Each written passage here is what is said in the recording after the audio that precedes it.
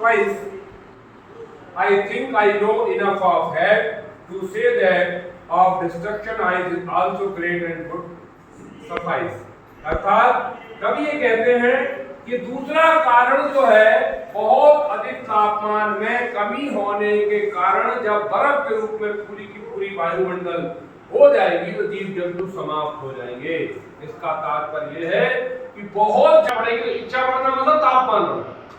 और दूसरे में उन्होंने क्या कहा, नफरत, कि लोगों में अर्थात जो भी व्यक्ति रह रहे हैं, जीव जंतु जो भी इस पृथ्वी में रह रहे वायुमंडल में सारे लोग, इतनी मन में के अंदर हृदय के अंदर नफरत हो जाएगी कि नफरत के कारण भी व्यक्ति एक दूसरे के कारण नष्ट होने की कगार पे होगा। जैसे कभी ने बर्फ के जमने के साथ तुलना करी, माने बर्फ का जमना, टेम्परेचर का कम होना, जीव जंतु का समाप्त होना वैसा ही है जैसा व्यक्ति के हृदय में नफरत का होना।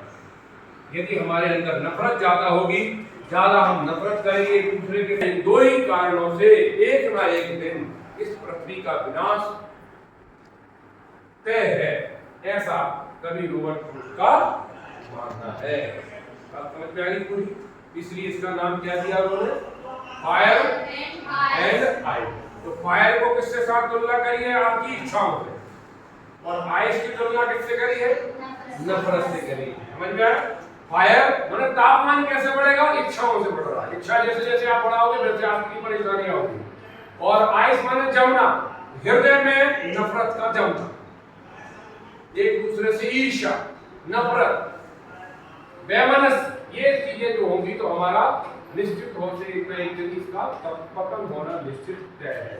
तो यानी कि कवि ने कविताओं को व्यक्ति की इच्छाओं, व्यक्ति की नफरत, व्यक्ति के विचार, कार्य, इन सब से जोड़ने का प्रयास किया और एक संदेश दिया है कि यदि आप अपने आप को और पृथ्वी को बचाना चाहते हैं तो अपनी इच्छाओं को कंट्रोल करें, और दूसरा अपने मन में, अपने हृदय में बर्फ रूपी नफरत के विचारों को जमाइए मत।